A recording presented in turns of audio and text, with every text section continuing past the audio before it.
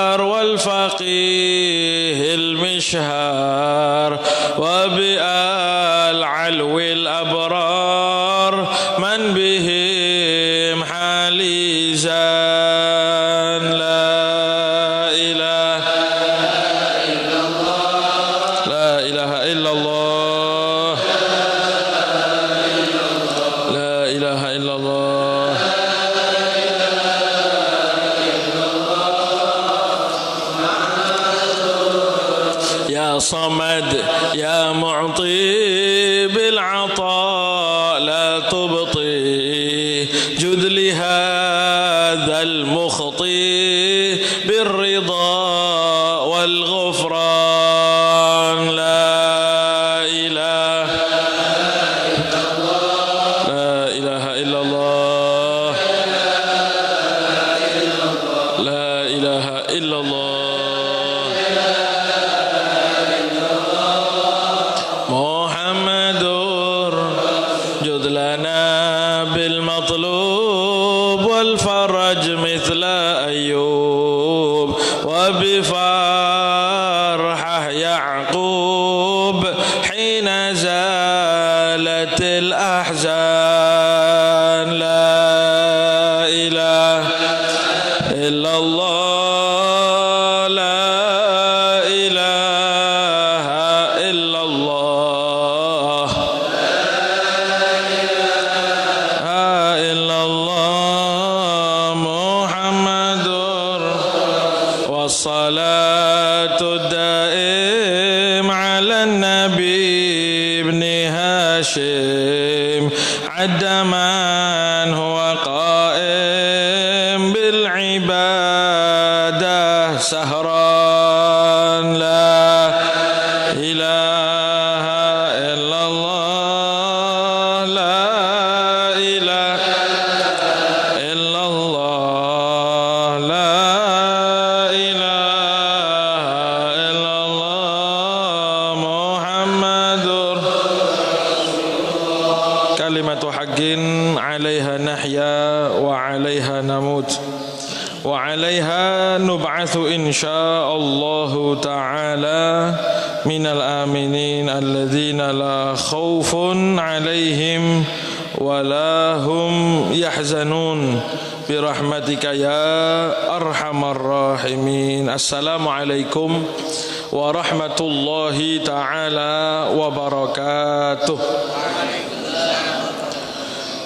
Innal hamdalillah nahmaduhu wa nasta'inuhu wa nastaghfiruh wa na'udzu billahi min syururi anfusina wa min sayyiati a'malina may yahdillah fala mudilla lah wa may yudlil falan tajida lahu waliyan mursyida.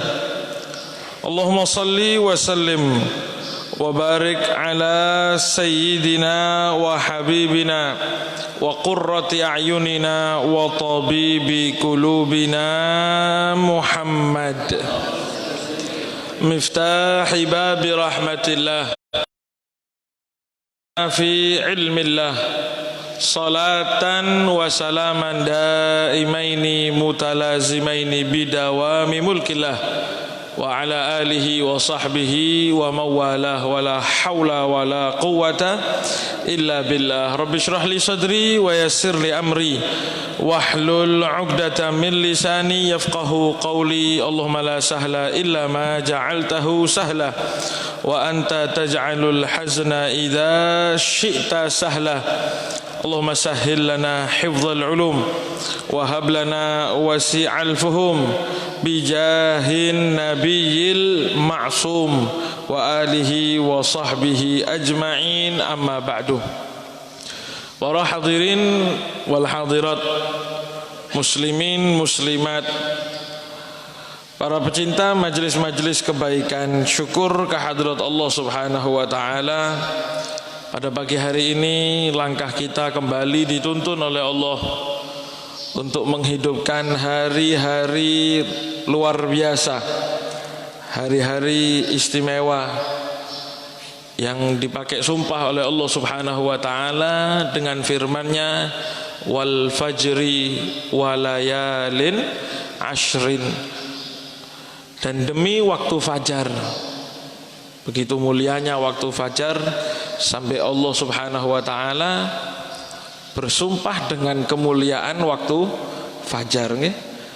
Karena sampai dikatakan pembeda antara orang yang ghafil, orang yang lalai, orang yang lupa sama Allah, dengan orang yang ingat kepada Allah, Orang yang perhatian sama Allah sama orang yang lupa sama Allah itu bisa dilihat bagaimana dia melewati waktu fajar alias waktu subuh, nggih. Sampai-sampai Sayyidina Abdullah ibnu Mas'ud, beliau di akhir hayat beliau sakit. Sayyidina Abdullah bin Mas'ud ini orang yang dekat sama Kanjeng Nabi, nggih. Sayyidina Abdullah bin Mas'ud ini sampai dikatakan sahibu sirril Mustafa. Beliau ini adalah orang yang tahu banyak rahasia-rahasianya Kanjeng Nabi. Maksudnya banyak tahu hal-hal yang tidak diketahui oleh sahabat. Kenapa? Karena beliau termasuk orang yang dekat, yang biasa keluar masuk rumahnya Kanjeng Nabi. Dan itu tidak umum, tidak setiap sahabat bisa masuk keluar dari rumahnya Nabi Muhammad SAW. Sayyidina Abdullah bin Mas'ud ini dikatakan di akhir hayatnya beliau sakit. Dan ketika itu para sahabat-sahabat Nabi Muhammad sudah janjian, janjian untuk nyambangi Sayyidina Abdullah bin Mas'ud. Ketika janjian ditentukan, akhirnya mereka nyambangi setelah sholat subuh langsung. Jadi mari subuhan, wiritan, langsung ke rumahnya Sayyidina Abdullah bin Mas'ud, ya. Akhirnya terjadi sholat subuh mereka, wiritan, kemudian langsung bergegas menuju rumahnya Sayyidina Abdullah bin Mas'ud. Mereka ngetuk pintu, dibukakan pintu itu oleh pembantunya Sayyidina Abdullah bin Mas'ud. Akhirnya pembantu ini izin kepada Sayyidina Abdullah bin Mas'ud, ya. Izin beliau masuk ke dalam, ngomong ke Sayyidina Abdullah bin Mas'ud, ada orang yang mau datang nyambangi, nggih. Subuh-subuh, Pak, nggih. Kalau kita tiba-tiba ada orang assalamualaikum, wis nang arep omahe ate teko. Kira-kira sampean sik-sik sebentar, salin siap-siap apa monggo-monggo langsung mlebu. Dilihat-lihat wis tangi apa durung kan gitu. Kadang-kadang sak teleponnya gak diangkat mungkin karena baru bangun. Ini Sayyidina Abdullah bin Mas'ud ketika subuh itu dimintai izin, ada orang di depan sudah siap. Monggo suruh masuk langsung. Siap berarti nggih. Suruh masuk langsung. Nah, ketika disuruh masuk, sahabat-sahabat Nabi yang depan pintu rumahnya beliau masih santai, Pak, tidak mau langsung masuk. Santai, sik, sabar, sabar. Akhirnya rodok lama, tidak masuk-masuk. Sampai akhirnya ketika masuk, sudah rodok padang gitu masuk. Sayyidina Abdullah Mas'ud begitu kelihatan mereka, beliau ngamuk langsung.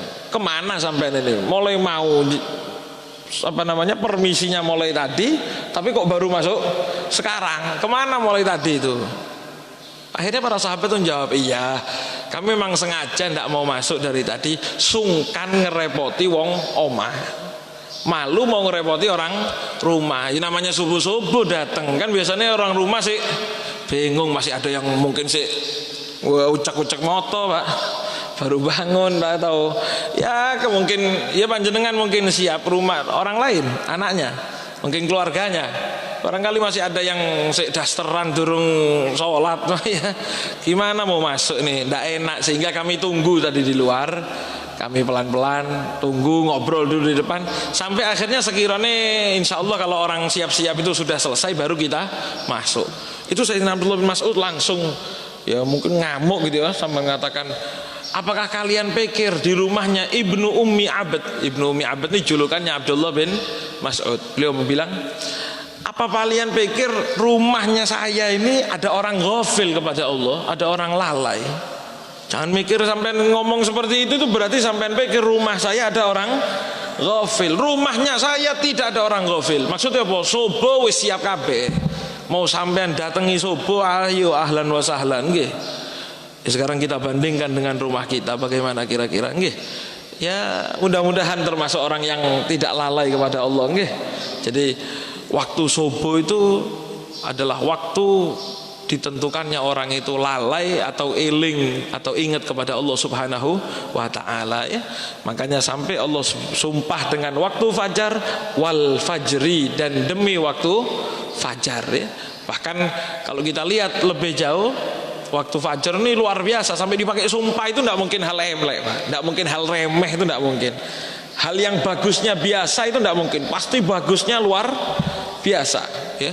Mau dari segi apapun luar biasa, dari segi pahala. Bahkan dikatakan subuh itu tempatnya Allah membagikan rezeki hissi, rezeki yang kelihatan moto, itu jatah bagi-baginya itu subuh. Jadi kelihatan tangi hadir, berarti gak tangi gak hadir.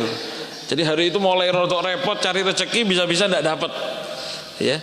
Walaupun rezeki dari Allah Subhanahu wa taala sudah ditentukan, tapi waktu bagi-baginya ini subuh ya.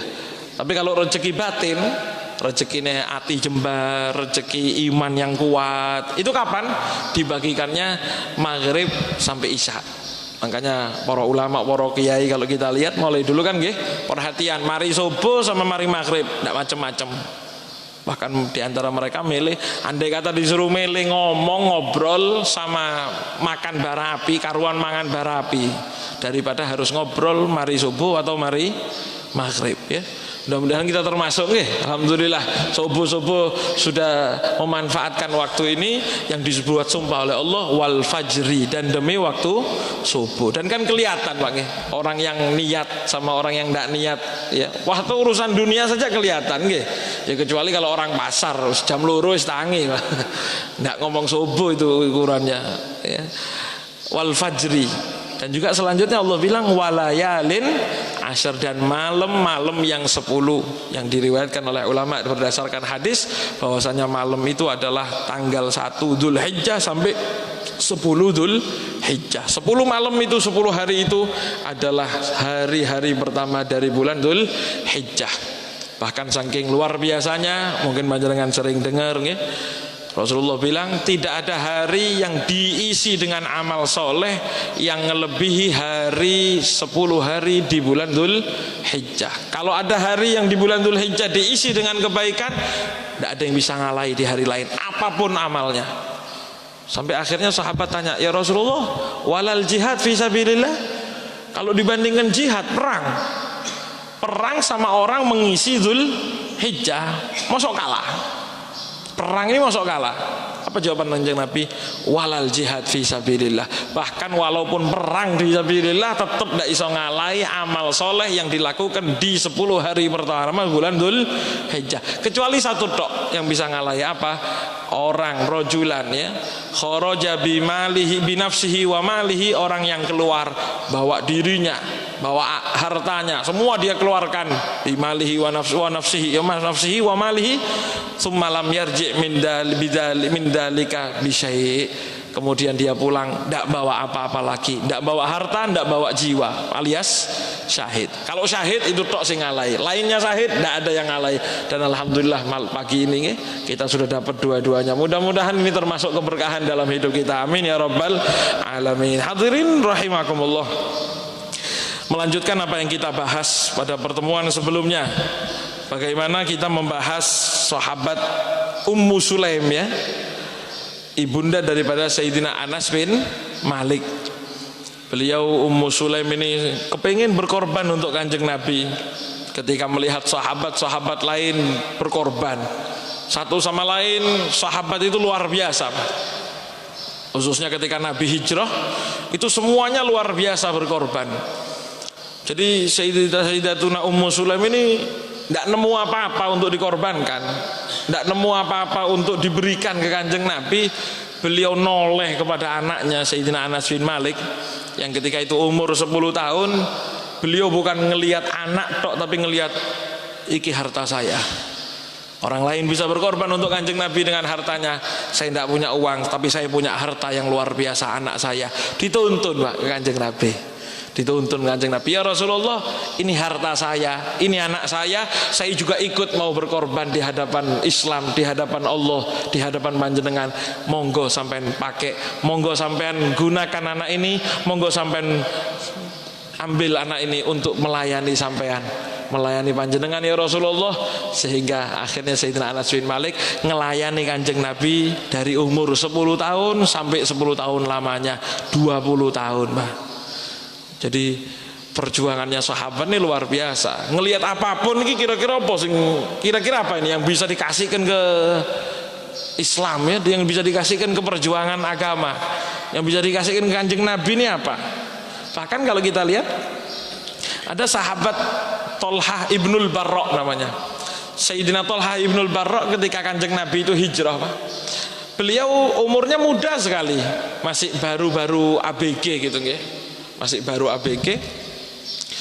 Ketika Kanjeng Nabi masuk kota Madinah disambut ratusan sahabat ya. Ketika itu di sekeliling Kanjeng Nabi, Sayyidina Tolhah bin Barra ini lari ke dekatnya Kanjeng Nabi, nyelinap sampai ke ontanya Kanjeng Nabi. Jadi Kanjeng Nabi itu di atas onta, beliau meripit di kakinya onta ini, Pak, di belakang kaki onta yang belakang. Beliau meripit. Nanti kalau Kanjeng Nabi ini ngayun kakinya, kan duduk di atas onta ini kadang kaki ngayun-ngayun.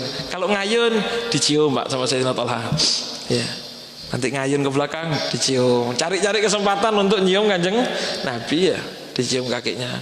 Sampai akhirnya satu waktu ketika Kanjeng Nabi ini tidak ada yang disibukkan, maksudnya Kanjeng Nabi lagi lengang, tidak ada yang ngejak ngomong, tidak ada yang ribut, dipanggil sama Sayyidina Tolhah, ya, digodit ya Rasulullah. Kemudian Kanjeng Nabi noleh sambil ketawa ngeliat anak muda semangat ya. Kata Sayyidina Tolhah, ya Rasulullah, murni bima syi'ta. Kanjeng Nabi, ayo suruhun saya sudah, ayo. Jangan yang lain tok, saya juga suruhun. Bima syi'ta, apapun sudah yang panjenengan seneng, yang kira-kira sampean mau nyuruh, silahkan. Nyuruh apa? Dan ini sahabat tuh kalau ketika ngomong kongkonen wis, ayo suruh saya, itu temenanan, Pak, bukan disuruh.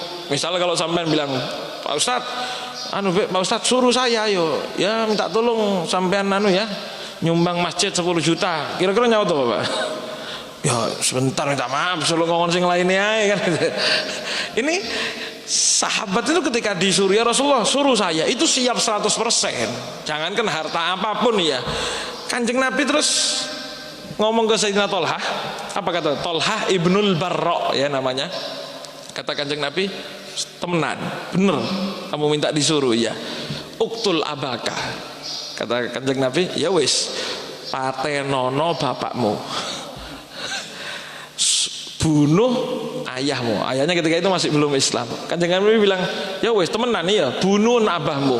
Kira-kira kalau kita ini jadi Sayyidina Tolhah nyaut apa, Pak? Ya jangan gitulah Kanjeng Nabi, kan mungkin gitu ya. Ya Allah, masuk ya suruh-suruh, tak pikir suruh angkat-angkat Ini Pak, ketika Kanjeng Nabi bilang temenan, bener. Ini Kanjeng Nabi ngetes bagaimana saya berkorban ini. Temenan tak mau berkorban. Kanjeng Nabi bilang, iya bunuh abahmu. Apa kata Sayyidina Tolhah?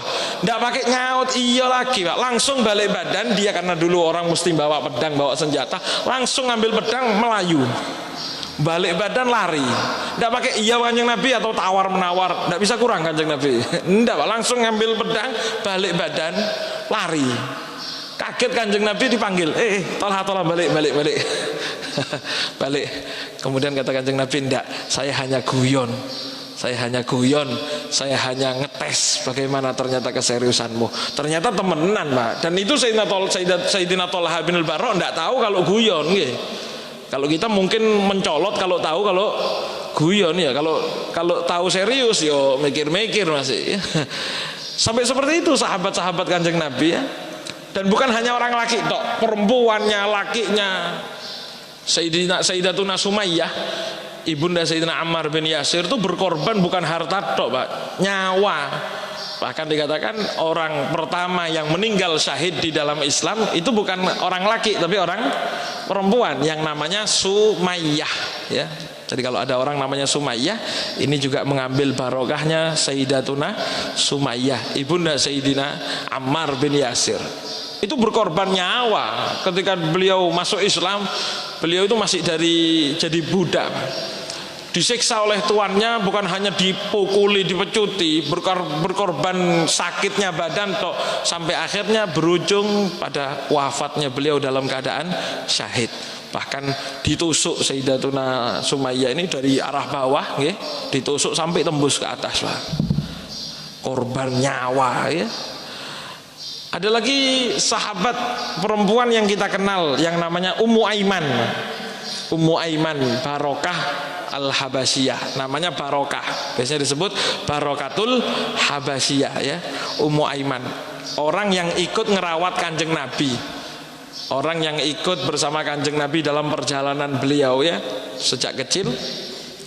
Sayyidatuna Ummu Aiman ini ikut ngerawat kanjeng Nabi, Pak. Ketika ditinggal wafat oleh ibunda beliau, yaitu umur 5 atau 6 tahun. Kanjeng Nabi itu ditinggal wafat ibunda beliau umur 5 atau 6 tahun. Lah, begitu ditinggal karena perjalanan bareng Ummu Aiman, maka yang ngerawat kanjeng Nabi selama perjalanan pulang dan setelah sampai rumah, baru awal-awal ditinggal wafat, itu yang ngerawat kanjeng Nabi namanya Ummu Aiman. Jadi sebelum dirawat akhirnya oleh kakek beliau, Sayyidina Abdul Muttalib, dirawat oleh Ummu Aiman. Lah kalau kita pikir ngerawati arek cilik, ngerawat anak kecil itu kira-kira umur berapa, Pak? 12 tahun? Kan tidak mungkin ya. Berapa kira-kira? Paling cepatnya orang ngerawat anak kecil kan ya 15 tahun lah katakan ya. Kalau 15 tahun orang dulu mungkin ya, kalau zaman sekarang tidak percaya saya kalau ada orang ngerawat umur 15 tahun. Anggaplah 15 tahun. Ummu Aiman ini, Pak, Ummu Aiman ketika terjadi perang Uhud, dan perang Uhud itu terjadi di tahun ketiga Hijriah. Tahun ketiga Hijriah. Tahun ketiga Hijrah itu berarti umurnya kanjeng Nabi berapa? Kanjeng Nabi itu di Mekah 13 tahun setelah jadi Nabi. Berarti 40 tambah 13 53. Kemudian ditambah lagi 3 tahun setelah hijrah, berarti 56 tahun. Lah kalau kanjeng Nabi itu dirawat oleh Ummu Aiman umur 5 tahun, ketika umur 5 tahun sudah dirawat, ketemu umur 50 berapa tadi? 56 tahun, berarti berapa tahun? 51 tahun tambah ono. Berarti umurnya Ummu Aiman berapa? 51 ditambah 15 tahun. Itu kalau kita bilang umurnya 15 nggih. Berarti berapa? 51 tambah 15, 66 tahun. Hampir 70 tahun, Pak. Ummu Aiman ini ketika perang Uhud sudah umur sepuh seperti itu, bukan berarti tidak berjuang, tidak berkorban, tidak. Ikut perang Uhud, Pak. Jalan ke Uhud ikut perang. Bahkan sampai di perang Uhud beliau itu bagian komandan lapangan urusan perdapuran, urusan pangan, urusan dapur, urusan makanan, urusan apa namanya konsumsi, ya konsumsinya perang itu beliau yang ngatur. Untuk urusan orang-orang sakit, ya korban-korban perang yang dirawat itu ketuanya Ummu Aiman. Ya. Sampai satu waktu di perang Uhud ini umat Islam terdesak, sempat terdesak. Akhirnya banyak sahabat yang terkena serangan musuh. Bahkan di tengah-tengah perang itu didengar sengaja disebarkan kabar Nabi Muhammad wafat, Nabi Muhammad wafat, Muhammad wafat, kata orang kafir Quraisy ya. Akhirnya banyak sahabat ini yang down. Sampai akhirnya satu sama lain wis kabur lagi sudah. Sahabatnya minggir kemana-mana. Wis gaya apa maneh mau perang kalau ini Nabi. Itu Ummu Aiman dari tendanya perang ya. Kalau bahasa sekarang tenda, mungkin dulu enggak pakai tenda. Dari tenda perang itu Ummu Aiman jerit-jerit manggili orang yang kabur, Pak. Yang lewat-lewat mau kemana enggak jelas arahnya dipanggil. "Hei, ayo cepetan bela Kanjeng Nabi." Kabur ya apa? Itu sampai akhirnya beliau ngedang orang sambil jerit-jerit apa? Hakal mighzal wa hat saifak. Orang lewat nih didangi, kata Ummu Aiman, "Heh, mana pedangnya mana? Pedangmu mana? Nyok, cekelun lesung ini. Apa lesung ini yang dipakai numbuk? Numbuk gandum. Jangan megang pedang, sudah sampai megang ini saja." Nih, pegang apa itu namanya? Lesung ya, lesung. Lumbukan itu dari batu atau biasanya iya. Nah, sampai ambil ini mana pedangnya, dan itu bukan ngomong toh, Pak, dikasihkan itu, dilempar itu lesung, diambil pedangnya sahabat.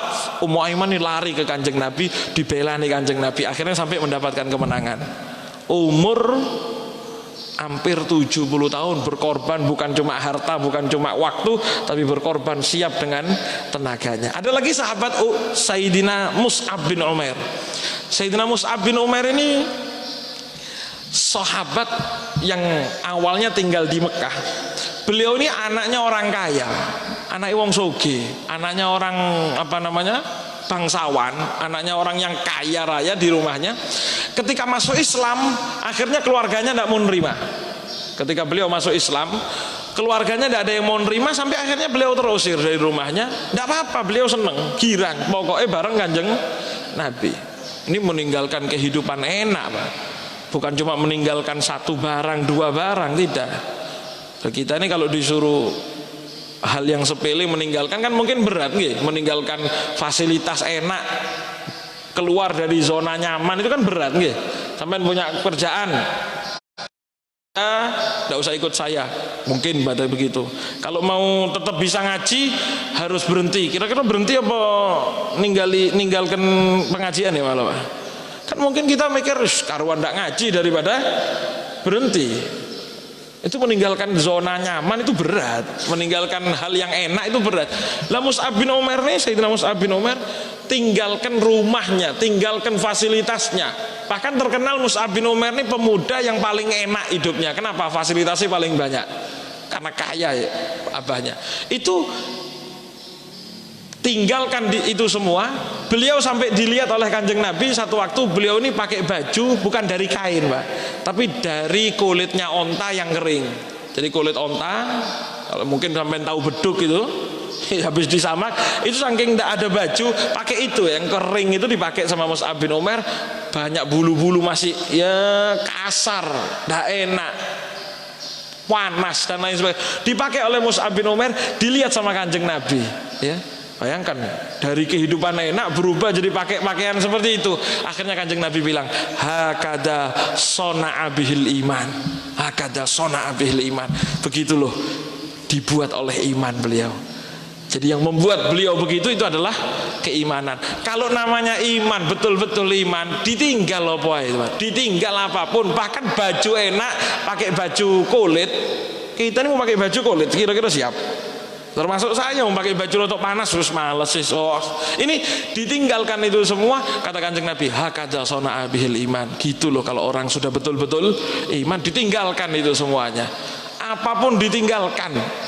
Bahkan ketika beliau ikut perang Badar, ya, ketika beliau ikut perang Badar, selesai perang, saudaranya beliau namanya Abdul Aziz, Abu Aziz, Sayyidina Abu Aziz bin Umar, karena saudaranya Sayyidina Mus'ab bin Umar. Ketika itu masih belum masuk Islam. Sayyidina Mus'ab bin Umar ini lewat di rumahnya orang, ternyata Abu Aziz saudaranya ini ditangkap. Jadi tawanan perang, ditangkap di rumahnya satu seorang sahabat. Kemudian ketika Mus'ab bin Umar ini lewat, ngelihat saudaranya di rumah orang sahabat ini, Sayyidina Mus'ab tiba-tiba bilang gini, Pak, "Shudda yadaika bihi fa inna ummahu dhatu mata." Pegangan yang keras itu kuat. Talenono sing kenceng itu. Sampean taleni, sampean iket yang kenceng, jangan dilepas, hati-hati. Kenapa? Ibu bapaknya wong sugih. Ibu bapaknya siapa itu, Pak? Ibu bapaknya dia sendiri. Tapi urusan agama ketika bapak ibunya tidak sama dengan Kanjeng Nabi, ditinggal bahkan siap. Ikat yang kenceng. Bapak ibunya orang sugih, mungkin bisa bermanfaat hartanya buat orang Islam. Kalau ditebus bisa tebusannya mahal itu. Kaget Abu Aziz ini. Abu Aziz kaget. Mus'ab, dulurmu ini. Bukan disuruh ngelepas, malah disuruh menali yang kenceng malah. Kamu gimana kok sama dulur seperti ini? Apa jawaban Sayyidina Mus'ab? Selama kamu panjeneng sampean tidak nurut sama Kanjeng Nabi, bukan saudara saya sampean. Ya.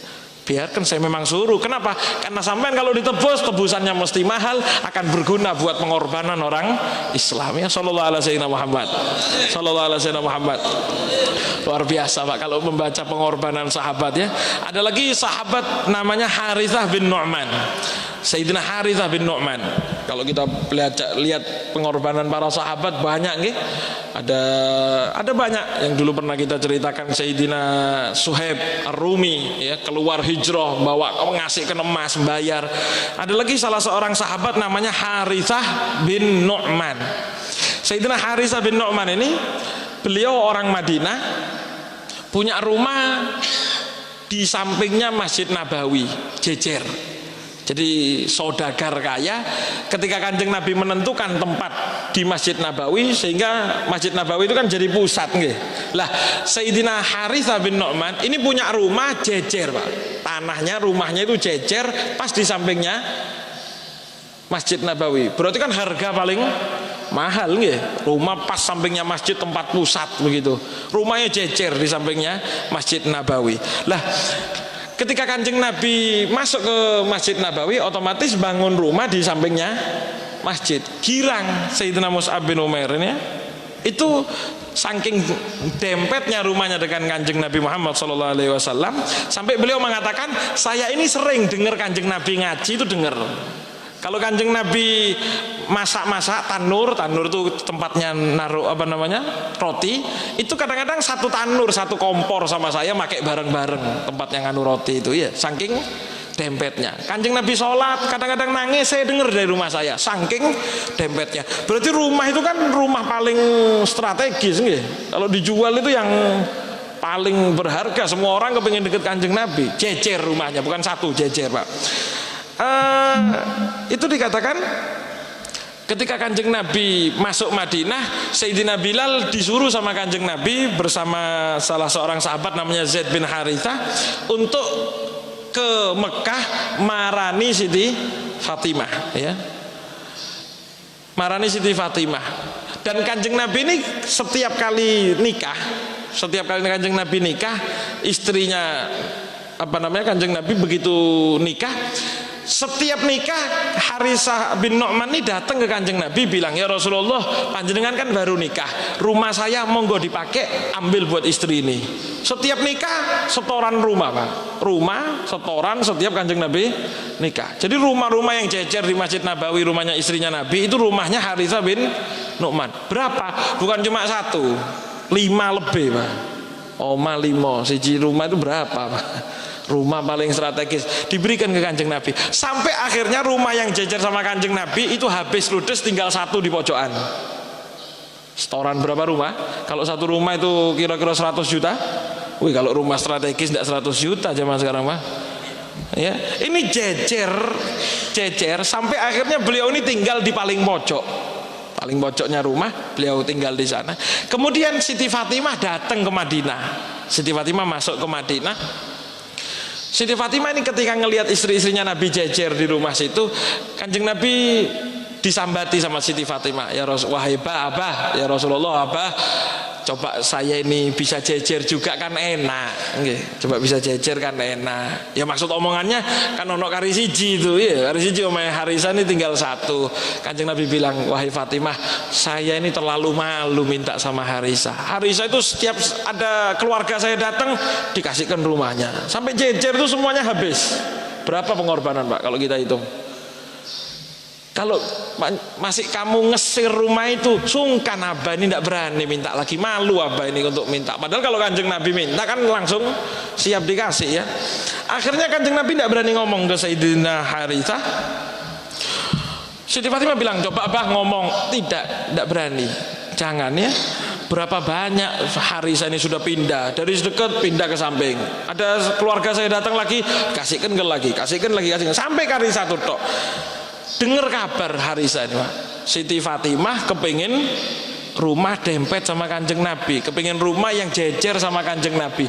Didatangi Kanjeng Nabi Pak, didatangi Kanjeng Nabi. Kemudian beliau bilang di hadapan Rasulullah, ya Rasulullah, balaghani annaka turidu an tuhawwila Fatimah ilaik. Saya dengar kabar Kanjeng Nabi, panjenengan nih kalau ditanya kepingin Fatimah itu jejer sama panjenengan nggih, kata Harisah. Ya Rasulullah, wahadihi manazili wahia asqabu buyutin banin najari bika. Ya Rasulullah, panjenengan tahu sendiri, rumah saya ini yang kemarin ini semua sampai yang rumah saya sekarang adalah rumah paling dekat yang tonggoan sama panjenengan. Rumah paling dekat tonggoannya rumah saya Kanjeng Nabi. Wa innama ana wa mali lillah wa rasulih. Dan ketahui ya Rasulullah, demi Allah saya dan semua yang saya punya itu adalah haknya Allah, haknya Kanjeng Nabi ya. Wallahi ya Rasulullah, demi Allah wahai Rasulullah, lalladzi ta'khuduhu minni ahabbu ilayya minalladzi tada'u. Ya Rasulullah, kalau panjenengan tanya kepada saya, andai kata panjenengan ambil rumah saya sama sampai Anda ambil, sama panjenengan Anda ambil rumah ini, demi Allah yang saya senangi malah yang sampai ambil. Kalau rumah ini sampai tanya, yang diambil sama yang tidak diambil, senengan mana?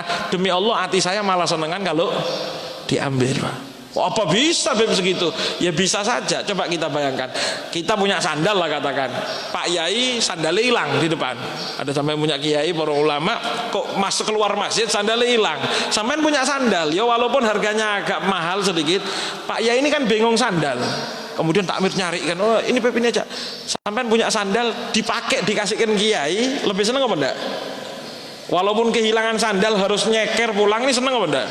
Kalau disuruh milih sandalnya temen apa sandal sampean yang dikasih, milih di milih sandal kita. Kenapa? Karena mumpung kapan lagi dipakai sama kiai, kan begitu, dipakai lagi sama ulama kapan lagi. Kalau ditanya lebih senengan sandal kita diambil apa ditinggalkan, tidak dipakai, senengan diambil. Kenapa? Karena regone 10.000 Pak. Iya kan? Tapi buktinya ada bahwasanya kadang-kadang hal yang diambil sama yang tidak dipakai malah senengan yang diambil. Itu kalau kualitas kita kualitas 10.000 mah. Kualitas mungkin 100.000 ya masih legowo ya, rodok eman sithik ya, wingi wis tuku. Kalau sahabat-sahabatnya Nabi Muhammad korban itu bukan 10.000, 100.000, 200.000 rumah. Kanjeng Nabi monggo sampai kari satu. Kata Sayyidina Harisah, ya Rasulullah, kalau ini panjenengan ambil, sampai tanya hati saya jauh lebih senengan ketika panjenengan ini ambil rumah ini ya Rasulullah. Akhirnya dijawab oleh Kanjeng Nabi, sodakta. Kalau kamu yang ngomong temenan memang betul. Kalau orang lain mungkin masih tidak percaya sampai wah monggo saya lebih senang. Oh enggak. Kata Harisah, kalau Kanjeng ambil ini jauh lebih saya senangi. Dan betul-betul Pak, diberikan sama Harisah kunci rumahnya, beliau pindah ke tempat yang lebih jauh dari Masjid Nabawi. Pertanyaannya, harga berapa kira-kira rumah itu Pak? Jejer serumah itu. Kalau kita punya rumah seperti itu, punya rumah 3, diambil Kanjeng Nabi 2, siap kira-kira? 2 saja dah 2, enggak 3-3-nya 2. 1 untung Pak.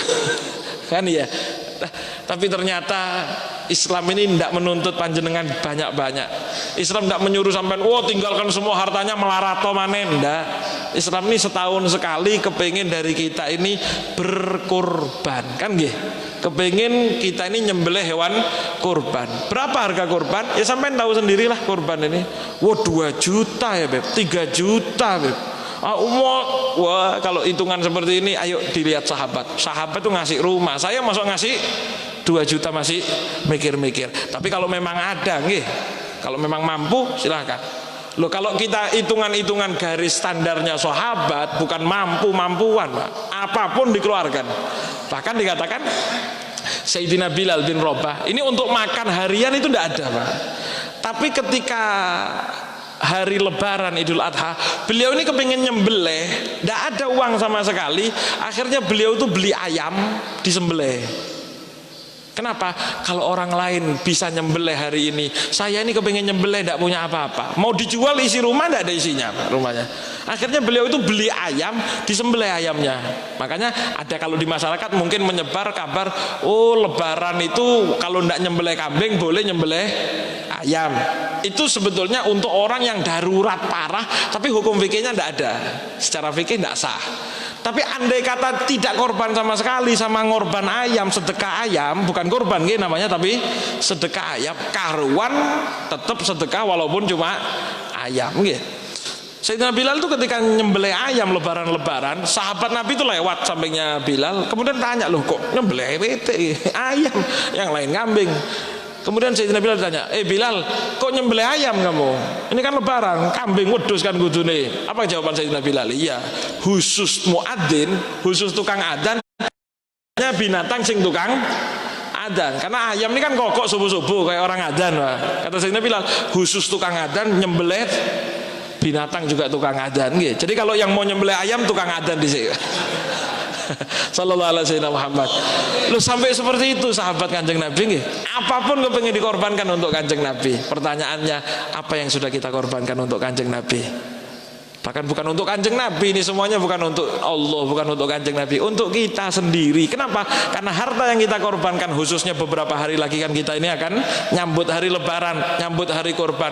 Yang kita korbankan, kata Kanjeng Nabi, adhimu tohayakum fa innaha alas sirati matoyakum. Perbesar hewan korban kalian. Kalau bisa beli yang bagus, beli yang mahal, yang besar. Kenapa?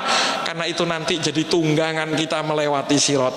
Ketika orang lain bingung sirat itu jatuh, kita ini pakai kendaraan, Pak. Apa kendaraan itu? Hewan kurban. Dan itu semua ada hitungannya di hadapan Allah. Tapi kalau punya uang, tidak mau berkorban, hati-hati. Kanjeng Nabi pun mengancam. Dalam hadis Rasulullah SAW bersabda, man lahu sa'atun falam yudhahi fala yakrubanna musallana. Barang siapa yang punya kelebihan harta. Kelebihan itu bagaimana? Apa harus miliaran? Apa harus ratusan juta?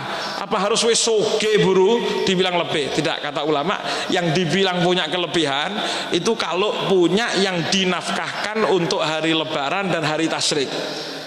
Tanggal 10, 11, 12, 13 Dzulhijjah punya uang untuk itu, lebihnya itu berarti dikatakan sudah lebih. Andai kata kelebihan itu bisa untuk beli kurban, kok tidak mau kurban, kata Kanjeng Nabi, melit, masih hitung-hitungan, mikir, kata Kanjeng Nabi, barang siapa yang punya kelebihan harta tapi tidak mau dikorbankan untuk membeli hewan kurban, fala yakrubanna musallana, jangan sekali-kali deket dari musola kami. Ojo mlebu masjid, wis padha ae.